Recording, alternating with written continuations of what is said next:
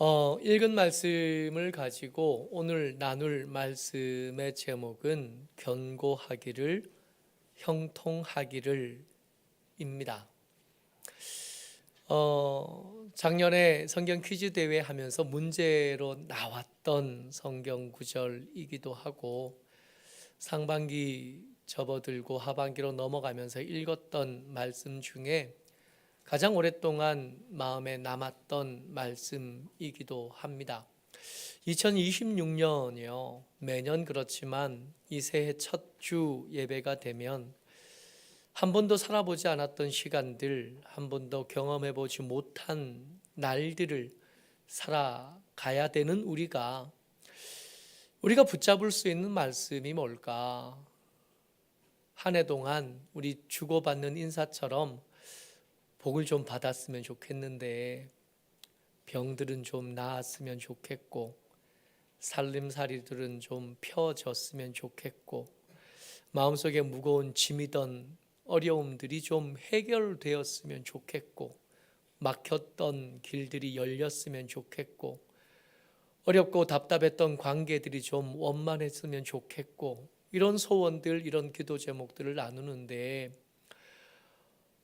기도만 할 것 아니라 하나님께서 이런 삶을 향하여 주시는 지침들이 있지 않을까 하는 생각을 하게 됩니다.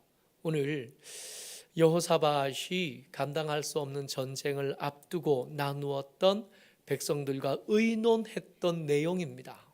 이 내용들이 우리 가운데 좀 각인되어져서 막막하지만 감당할 수 없는 일들이 그 앞에 또 있겠지만 이 말씀 붙잡고 우리의 삶이 견고하기를, 우리의 삶이 형통하게 되기를 주의 이름으로 축복합니다. 사람들은 흔히 착각합니다. 돈이 좀 더 있으면 흔들리지 않고 견고할 수 있지 않겠나. 힘이 좀 있으면 여러 가지 문제들 가운데 문제들 좀 치워버리고 형통할 수 있지 않겠나. 여러분, 그거 다 착각입니다. 누구보다 그걸 오늘 말씀의 주인공인 여호사밧과 그 백성들이 잘 알고 경험하는 중입니다. 여러분, 여호사밧은 유다의 왕들 중에 드물게 형통했던 사람입니다. 믿음이 있었고 아합과의 관계 속에서 마음이 좀 불편함이 있긴 하지만 그의 나라는 형통했습니다. 그의 나라는 강했고 그의 나라는 굉장히 다른 왕들에 비해서 더 잘 꾸려져 가던 나라였습니다. 군대가 잘 세워졌고요. 성들은 보수되어졌고요. 요새가 건축되어졌습니다. 훌륭한 나라를 만든 거예요. 최선을 다해 살았고 그 최선을 다한 삶에 아름다운 성과까지 있었습니다. 그랬으면 좀 견고해져야 되잖아요. 맞다면 힘을 좀 가지면 견고해집니다. 돈이 좀 있으면 형통해집니다. 이 말이 맞다면 여호사밧은 견고해야 되고 형통해야 됩니다. 그런데 안 그랬어요.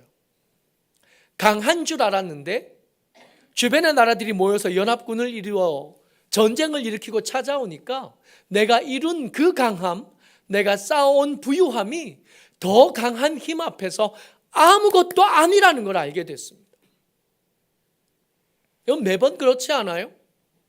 우리가 열심히 안 산 게 아니거든요. 열심히 살았고 최선을 다했습니다. 그래서 나름 열매도 있었고 성과를 이루어 갑니다. 근데 내가 이루었던 그 성과의 열매, 나에게 자부심이 됐던 그것이 생각지도 못한 문제 앞에서 초라해지고 예상하지 못했던 함정 앞에서 무력해지는 걸 우리는 살면서 자주 경험합니다. 괜찮을 줄 알아. 이 정도 쌓으면, 이 정도 가지면 괜찮을 줄 알았어요. 안 괜찮은 거. 그 연합군 앞에 서니까 그동안 쌓아놨던 군비, 그동안 쌓아놨던 이런저런 것들이 아무것도 아니라는 걸 왕 여호사밧도 알고 그 백성도 알게 되었습니다. 초라한 거였고 별거 아닌 것이었습니다. 그래서 여호사밧이 평소에 의지하던 여호와께로 나아갑니다. 여러분 주목하여 들으셔야 합니다. 누가 하나님께 나아갑니까? 강한 줄 아는 사람이 여호와께 왜 가겠어요? 내가 강한데. 모자란 줄 알고 부족한 줄 알고 하나님의 도우심이 필요하다 생각해야 거기 가는 겁니다. 여러분 우리가 우리는 도움이 필요한 사람들입니다. 근데 다만 도움이 필요하다는 게 아직 인정되지 않아서 거기 서 있는 겁니다. 빨리 알면 알수록 좋습니다. 구하러 나가야 돼. 첫 번째 장면이 도우심을 구하다입니다. 이 특별한 기적들을 경험하는 그 첫 걸음이 도우심을 구하다. 말씀 같이 읽습니다. 20장 3절 말씀이요 4절까지 같이 읽습니다. 시작. 여호사밧이 두려워하여 여호와께로 낯을 향하여 간구하고 온 유다 백성에게 금식하라 공포하며 유다 사람이 여호와께 도우심을 구하려 하여 유다 모든 성읍에서 모여와서 여호와께 간구하더라. 저 말씀 중에 도우심을 구하다 하는 단어가 저기 들어가 있어요. 저기 도우심을 구하다 하는 단어에는 그저 기도했다, 부르짖었다 뜻 외에 한 가지 뜻이 더해집니다. 바카시라는 히브리어 단어로 되어 있는데 저 구하려 하여의 그 바카시는 뭐든지 우리가 구하는 거잖아요. 구하면 하나님께서 뜻을 더하시고 말씀을 더하실 텐데 그 더하여 주신 뜻과 말씀에 순종하겠다는 것을 염두에 둔 구하다가 바카시. 기도는 하는데 순종은 하지 않는. 하나님은 기도하면 응답하시는 줄 믿습니다. 하나님은 우리가 부르짖어 기도하면 여호와의 낯을 구하여 우리의 낯을 여호와께로 향하여 엎드려 부르짖으면 하나님은 응답하십니다. 근데 우스운 거 뭔지 아세요? 그 응답하심을 얻고도 실패하는 사람들이 생각보다 훨씬 더 많다는 겁니다. 왜 그래요? 응답하셔도 응답해 준 대로 안 살아요. 응답해 주셔도 말씀을 주시고 감동을 주시고 기회를 주셔도 그대로 안 살아요. 그리로 안 가요. 어쩌면 우리는 응답하심이 없어서가 아니라 순종하지 않아서 간증이 없는 거예요. 간증한 사람의 특징은 기도를 더 많이 한 사람이라기보다는 순종을 잘한 사람들일 겁니다. 한 절 말씀만 붙잡고도 간증이 쌓여질 수 있는데 그 한 절 말씀 붙잡고 그 말씀이 요구하시는 대로 이렇게 걷다 보면 하나님이 그 가운데서 준비하신 보석 같은 은혜를 맛볼 수밖에 없는 거거든요. 근데 안 가요. 안 가니까 간증이 없고 체험한 기적이 없고 하나님께서 함께 하신 것에 대한 확신이 점점 무뎌지는 겁니다. 여호사밧이 백성들과 함께 금식하며 기도했습니다. 기도하면서 그들 마음속에 다짐합니다. 뭐라고 말씀하시든지 그대로 하겠다. 그런 간증과 그런 간절함을 가지고 금식하고 기도합니다. 그런데 그렇게 한참 기도하는 중에 그 회중 가운데 있던 레위 사람 야하시엘에게 성령이 임하십니다. 말씀 같이 읽어보시죠. 14절 같이 읽습니다. 시작. 여호와의 영이 회중 가운데서 레위 사람 야하시엘에게 임하셨으니 그는 아삽 자손 마따냐의 현손 여이엘의 증손 브나야의 손자요 스가랴의 아들이더라. 다른 사람들은 잘 몰라도 우리가 아삽을 알죠. 시편에 등장하던 시편의 저자로 가끔 등장하던 그 아삽, 다윗의 찬양 대장들 중 한 사람이던 아삽입니다. 레위 사람이기는 하지만 제사장은 아닙니다. 제사장은 누가 돼요? 제사장의 아들이 되잖아요. 근데 이 아삽은 제사장은 아닌 겁니다. 예배를 돕는 사람인 건 맞고 레위인인 건 맞지만 이 사람이 제사장으로 부림받았느냐? 그렇지는 않아요. 이 사람은 찬양하는 사람입니다. 레위 사람인 야하시엘도 아마 그들 중에 하나였을 겁니다. 이전까지 선지자가 아니었습니다. 이전까지 제사장이 아니었습니다. 예배를 돕는 사람, 찬양대 중에 한 사람. 그가 서 있던 자리가 어디냐면 앞에서 예배를 인도하는 자리가 아니고 앞선 지도자의 자리가 아니라 회중 가운데 서 있던 야하시엘이라고 써 있습니다. 여러분, 좀 듣기 쉽게 앞에 있던 왕에게 성령이 충만하셔서 그가 말할 수 있으면 이 말이 좀 더 영향력 있지 않겠어요? 그 예배를 주도하고 인도하던 제사장이 그 말씀을 들었다면, 익숙하게 저 사람이 선지자인 줄 알던 누군가가 이 말씀을 전했다면 좀 더 쉽게 전해지지 않았을까요? 근데 그 사람들 중 누구도 아닙니다. 회중 가운데 서 있던 야하시엘에게 하나님의 성령이 임하셨고 그를 통해서 말씀하십니다. 이 말씀을 믿어도 되겠는지 아닌지를 우리 마음속에 저울에 올려놓게 되는 거예요. 여러분, 말씀이 어떻게 우리 귀에 들릴까요? 더 큰 소리로 말하면 되나요? 더 재미있는 말로 하면 되나요? 더 유명한 사람을 부를까요? 어떻게 하면 그 말씀이 우리가 마음속에 들려서 삶을 바꾸고 수 있을까요? 그냥 듣는 것만 가지고 안 된다 그랬지 않습니까? 이들이 지금 기도하는데 이들의 기도가 다른 기도와 좀 달랐습니다. 순종할 마음을 품었어요. 근데 순종할 마음을 품었지만 이들 가운데 이 말씀이 하나님의 말씀이라는 확신이 있어야 될 거 아니에요.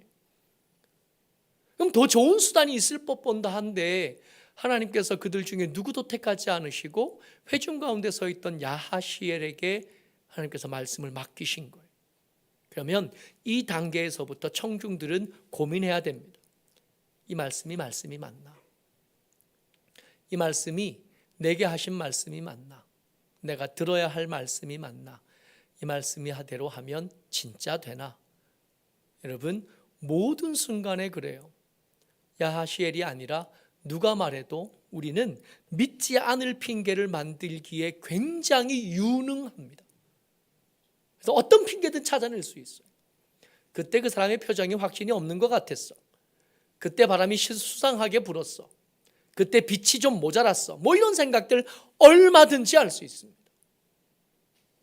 심지어 여러분, 날 때부터 맹이는 사람이 눈을 떠도 할 말이 많고, 죽었던 사람이 눈앞에서 다시 살아나도 믿을까 말까 할 말이 많아요. 안 믿으려고 하면 안 믿을 수 있는 핑계는 순식간에 수백 가지도 만들어냅니다. 근데 이 역대하 20장 말씀 앞뒤를 아무리 읽어봐도 그 왕과 그 백성들 중 누구도 이 회중 가운데 서 있던 야하시엘이 전했던 그 말씀을 의심스럽다 말한 사람이 한 사람도 없어요. 여러분, 어떻게 간증을 얻습니까? 제발 좀 그냥 들어요. 하나님 말씀하시면, 성경을 읽다가 감동이 오면 이리저리 재지 말고 그냥 좀 해요. Just do it. 그냥 좀 하라고. 살이 어떻게 빠져요? 그냥 좀 뛰라고. 운동 좀 하라고. 온갖 고민들만 많지 안 하는 거예요. 제발 좀 그냥 좀 해요. 나이키가 그렇게 광고하는 거예요. Just do it. 그냥 좀 나가서 해라고. 야하시엘이 전한 말씀입니다. 15절, 16절, 17절까지 야하시엘이 무슨 말씀을 전했나? 같이 읽습니다. 시작. 너희는 이 큰 무리로 말미암아 두려워하거나 놀라지 말라. 이 전쟁은 너희에게 속한 것이 아니요 하나님께 속한 것이니라. 내일 너희는 그들에게로 내려가라. 그들이 시스 고개로 올라올 때에 너희가 골짜기 어기 여루엘 들 앞에서 그들을 만나려니와 이 전쟁에는 너희가 싸울 것이 없나니 대열을 이루고 서서 너희와 함께한 여호와가 구원하시는 것을 보라. 유다와 예루살렘아, 너희는 두려워하지 말며 놀라지 말고 내일 그들을 맞서 나아가라. 여호와가 너희와 함께 하리라. 아멘. 분명히 하나님 말씀하시는 거예요. 이건 너희들의 싸움이 아니라 내가 맡은 싸움이다. 너희들은 싸울 일이 없고 내가 대신 싸울 건데 너희들은 나가면 그 승리를 보면 되고 그 승리를 누리면 된다. 하나님 말씀하시는 거예요. 그러니까 하나님 말씀이 이랬다고요. 이 말씀이 선포되었어요. 그리고 그 다음 날 아침이 됐습니다. 이제 나가야 되잖아요. 나가라고 했으니까. 근데 안 나갈 수가 없어요. 적들이 올라오고 있으니까 내려가야 돼요. 여기서 만날 수는 없어요. 싸우기에 편안한 정서까지 나가야 되잖아요. 싸울 만한 곳까지 가야 싸울 거 아닙니까? 갑니다. 가는데 그 가기 시작할 때에 갈 때에 여호사밧 왕이 백성들을 잠깐 멈춰 세웁니다. 그리고 의논하기 시작하는 거예요. 오늘 우리가 1년 동안 붙잡을 말씀이 여호사밧이 백성들과 의논한 내기 중에 등장하는 말씀입니다. 같이 읽어요. 시작. 이에 백성들이 아침에 일찍이 일어나서 드고와 들로 나아가니라. 나갈 때에 여호사밧이 서서 이르되 유다와 예루살렘 주민들아 내 말을 들을지어다. 너희는 너희 하나님 여호와를 신뢰하라. 그리하면 견고히 서리라. 그의 선지자들을 신뢰하라. 그리하면 형통하리라 하고, 여기서 잠깐 멈추자고요. 너희 하나님을 신뢰하래요. 근데 하나님 무슨 말을 했어요? 이 싸움은 너희 싸움이 아니고 내 싸움이고 너희들은 지금 싸우러 가는 게 아니라 이미 이겨놓은 싸움을 보러 가는 거야. 야하시엘이 애초에 선지자로 세워진 사람은 아니지만 그가 하나님의 말씀을 받았으면 그때부터 그는 선지자이니까 그가 전한 하나님의 말씀을 좀 신뢰하자. 여러분, 이게 정말 신뢰가 된다면 지금 이 사람들은 싸우러 가는 건 아니게 되는 거잖아요. 잘 믿어지진 않지만 안 믿을 만한 핑계는 수천 가지가 넘지만 믿음이라는 게 자주 그래요. 우리가 생각하는 것과 다릅니다. 우리가 계획하고 기대하는 것과 다릅니다. 오늘 아침에 우리 유초등부 예배 드리면서 그랬어요. 가나 혼인잔치에 있었던 그 일 이야기를 나누었거든요. 여러분, 예수님께서 하인들에게 그래요. 물도우래요. 이게 쉽지가 않아요. 유대인들의 집에 있는 그 물동이가요, 이만합니다. 이만한 게 5개쯤 여기 문간에 서 있어요. 결혼잔치를 한 6일, 7일 하거든요. 그러면 손님이 많이 와서 포도주를 다 먹을 만큼 손님이 왔으니까 그 물 많이 썼을 거 아니에요. 들어올 때마다 발 씻고 들어올 때마다 손 씻었으니까. 이 없는 건 뭐예요? 포도주. 가지고 와야 될 건 뭐예요? 물. 온갖 말들이 떠오르지 않겠어요? 예수님, 뭐가 잘 모르시는가 본데 지금 얻는 건 물이 아니라 포도주입니다. 근데 하인들이 그렇게 말하지 않아요. 물 떠와서 물동이를 채웁니다. 그리고 물동이에 있는 물을 물병 아니라 술병에 담아서 갖다 줍니다. 얼마나 민망하고 뻔뻔해요? 뻔히 내가 여기 물 담긴 걸 아는데 술 달라는 연회장에 물 담긴 술병 갖다 주니 이 하인들도 참 만만치 않아. 뭐가 필요하냐고요?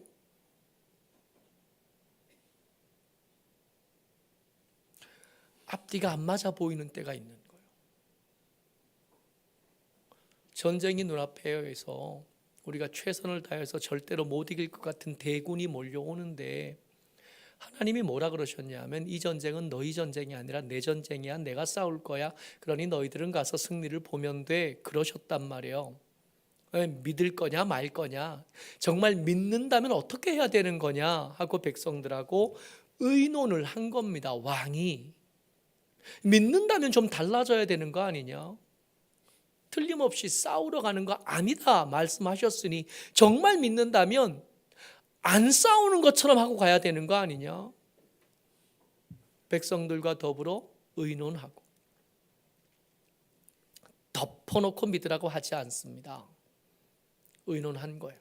그리고 기어코 여호사밧이 백성들을 설득합니다. 설득해냅니다. 그래서 노래하는 자들을 택합니다.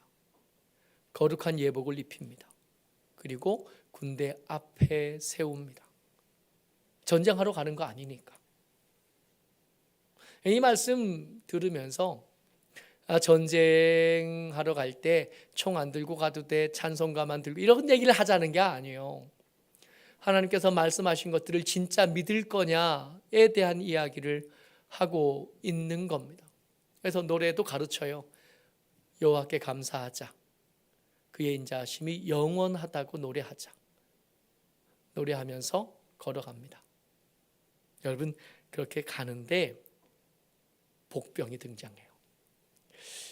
속 시원하게 천사였습니다. 속 시원하게 천군이 등장했습니다. 이러면 좋을 텐데 이 본문에서는 천군과 천사가 등장했던 말은 없고 다만 여호와께서 복병을 보내셨다 한 말씀만 등장을 합니다. 22절 말씀 같이 읽어요. 시작. 그 노래와 찬송이 시작될 때에 여호와께서 복병을 두어 유다를 치러 온 암몬 자손과 모압과 세일산 주민들을 치게 하심으로 그들이 패하였으니 23절까지 곧 모압 암몬과 모압 자손이 일어나 세일산 주민들을 쳐서 진멸하고 세일 주민들을 멸한 후에 그들이 서로 쳐 죽였더라. 아멘. 말씀 자세히 좀 보세요. 노래와 찬송이 시작될 때에 그들이 믿음을 선택하고 하나님의 말씀을 믿기로 결정한 거예요. 그래서 방패든 군사가 아니라 찬양대를 앞에 세우기로 결정하고 저들의 옷을 군복에서 예배드리는 옷으로 바꿔 입히고 그리고 찬양을 시작할 때 그곳에 그들이 싸워야 될 적진이 있는 곳에서 여호와의 복병이 일하기 시작하셨답니다. 천사여도 좋고요. 그들 가운데 일어난 연합군이었으니까 내분이어도 좋습니다. 뭐든 좋습니다. 그들이 서로 치고 싸우기 시작하더니 서로 진멸되기까지 싸웁니다. 그들의 강함의 이유가 되었던 연합이 저들의 진멸의 이유로 바뀌는 겁니다. 착각하지 말자고요.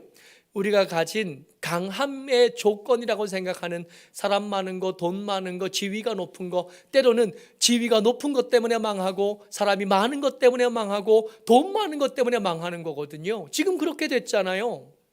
저들이 숫자가 많은 것 때문에 여호사밧이 기죽어 있었는데 그 여럿 모으는 바람에 저들이 다 진멸될 만큼 서로 죽였다 한 말씀을 우리가 읽은 겁니다. 그렇게 한 다음에 그 뒷이야기를 계속 읽어보면 그 승리가 있었던 곳을 이 백성들이 브리가라고 하기로 했대요. 전쟁이 있었던 곳이 아니라 찬양이 있었던 곳입니다. 그래서 브리가는 찬송하다라는 뜻이에요. 이들의 이 찬송이요, 전쟁터가 하나님께서 승리를 만드셨습니다가 아니라 우리는 거기서 찬양을 했을 뿐입니다 라고 이름을 바꿀 수 있었던 거, 하나님의 말씀을 믿기로 결정한 것, 하나님의 말씀을 신뢰하기로 결정한 겁니다. 내 돈과 지위와 내 인맥이 내 견고함의 근거가 아니라 하나님의 함께하심이 내 견고함의 근거입니다. 하나님의 함께하심이 내 형통함의 비결입니다. 그렇게 고백한 2026년을 시작했습니다. 2026년이 우리에게 하나님의 말씀을 신뢰하고 하나님을 신뢰했더니 찬송할 일들이 참 많았다 라고 고백할 수 있는 그런 한 해가 되었으면 좋겠습니다. 금년 말씀 카드가 너무 예쁘게 잘 나와요. 뒤에 너무 멋있지 않아요? 저번에 우리 이 묵상 세미나 인도하셨던 윤용 목사님이 직접 찍은 이 사진을 봤었거든요. 목사님 그 사진 좀 주세요 그래가지고 그 사진으로 우리 정유라 집사님이 만들어준 카드입니다. 여러분들 우리 이 카드를 지금 한 장씩 나눌 텐데 잘 품고 계시다가 하나님을 믿는 믿음이 내 견고함의 근거입니다. 하나님의 말씀을 신뢰함이 내 형통함의 근거가 됩니다. 마음에 새기시는 2026년 되시기를 주의 이름으로 축복합니다. 나누겠습니다.